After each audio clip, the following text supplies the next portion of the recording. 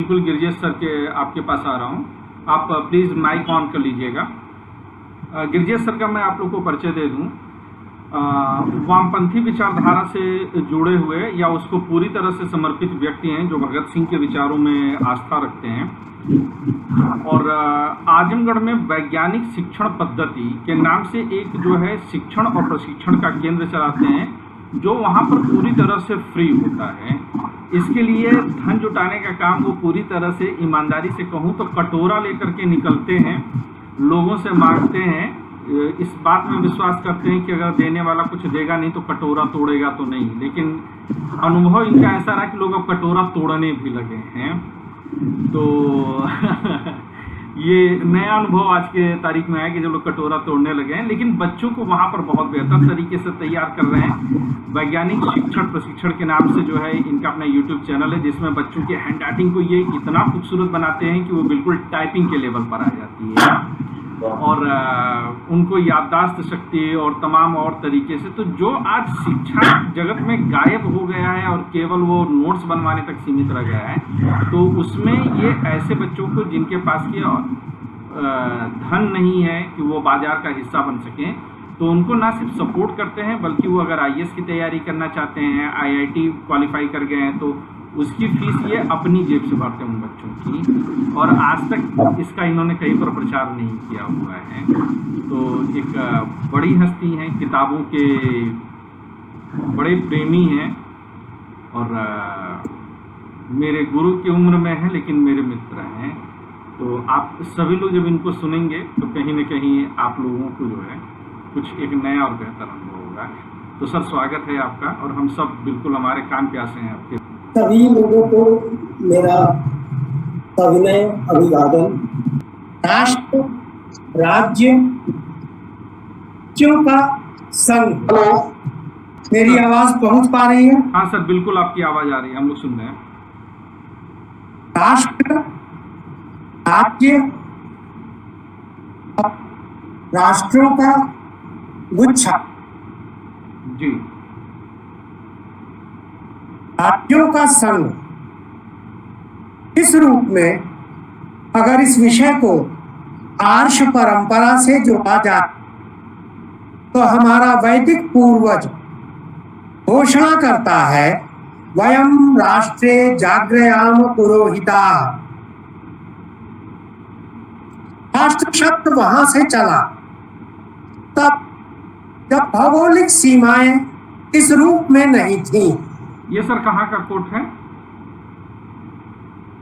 यह बहुत प्रचलित कोट है, आप गूगल करेंगे आराम से मिल जाएगा। अच्छा ठीक है, वैदिक कालीन है निश्चित तौर पर। जी जी जी, वयम राष्ट्रे जाग्रयाम पुरोहिता। हाँ हाँ ठीक ठीक ठीक। तो ऐसी स्थिति में प्राक वैदिक काल, वैदिक काल और वैदिक काल के पश्चात का भारतीय इतिहास, यहाँ तक कि मिथक साहित्य का काल, यह सब कुछ राष्ट्र शब्द को अपने साथ साथ लेकर आगे बढ़ता रहा है। राष्ट्र, देश और राजसत्ता तीन अलग अलग शब्द हैं। राष्ट्र शब्द के साथ एक शब्द और जुड़ा हुआ है, वह है राष्ट्रीयता। Nationality, nation, state power and country. Nationality nation बनने की प्रक्रिया में लेकिन अभी नेशन न बन पाया हो ऐसे जनसमूह को कहते हैं।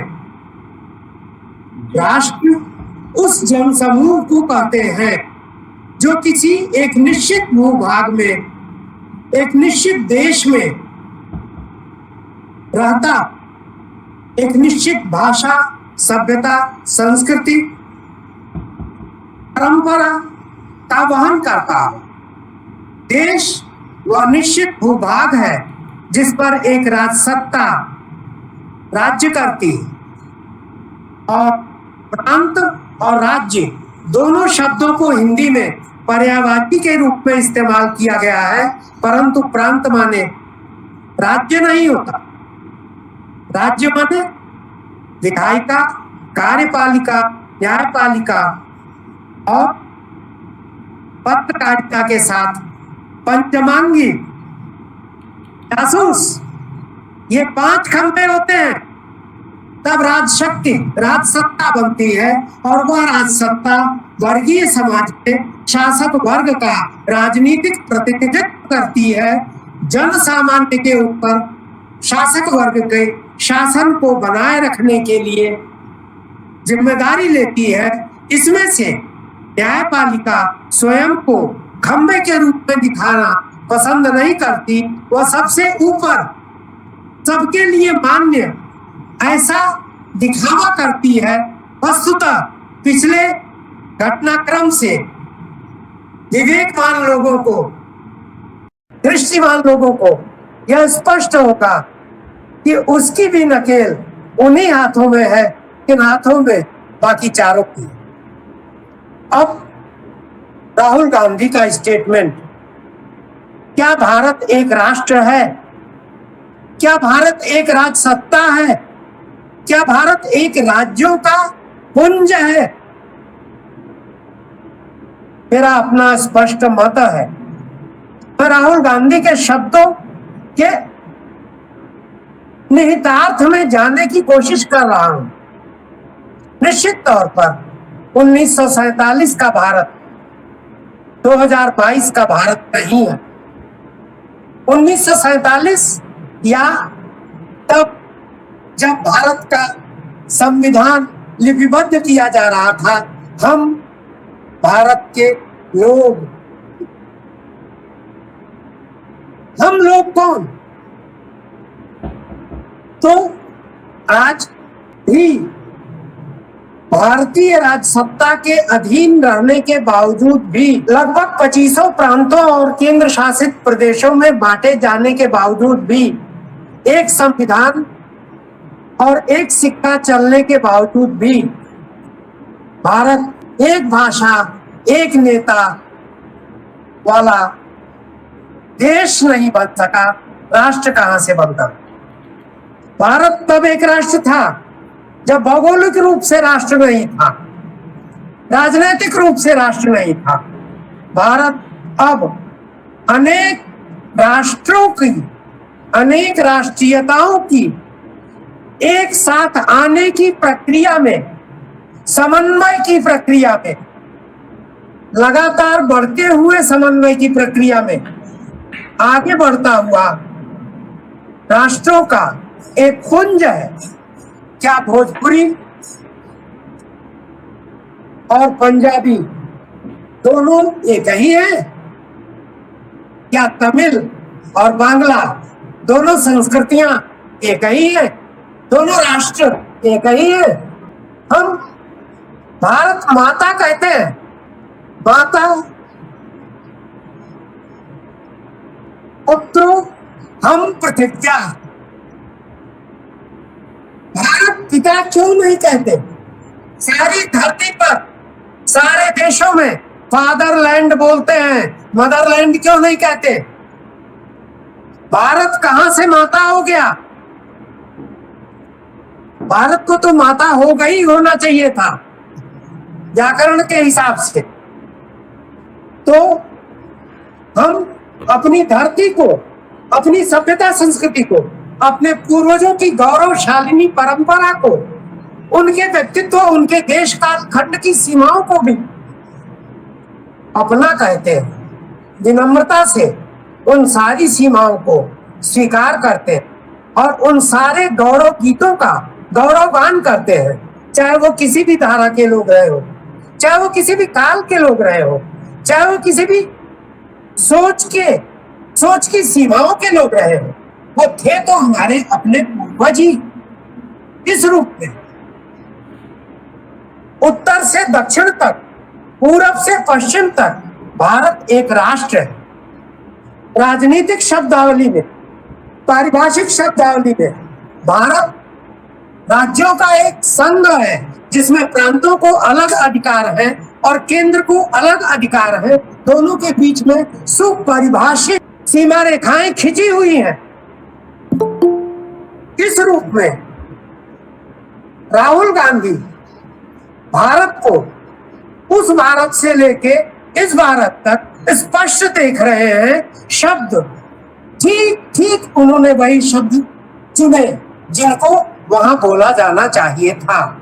मैं राहुलवादी नहीं हूं, मैं राहुल को ब्रह्मज्ञानी भी नहीं मानता, बिल्कुल। और न राहुल का लिखा हुआ लेख किसी सेक्रेटरी ने लिखा हुआ होता है जिसको वो सामने दिखाई देने वाले पर्दे पर देखकर पढ़ते हैं और पर्दा हट जाते ही अवाक हो जाते हैं। ऐसा भी नहीं है। मेरा इशारा किसकी तरफ है विद्वजन समझ रहे हैं। बिल्कुल। तो ऐसे में मैं भारत को, अपना राष्ट्र, भारत की राष्ट्रीयताओं को, अपनी राष्ट्रीयताएं, उनके संघर्षों के साथ अपनी पूरी दृढ़ एकजुटता और उनकी एकजुट होने की कशिश और कोशिश के साथ अपनी कोशिश को एक रूप एकाकार करना चाहता हूं। मेरे शब्द इतने ही हैं। आप सबके धैर्य के लिए धन्यवाद। अगर कोई रिपीटिशन हुआ हो तो उसके लिए क्षमा।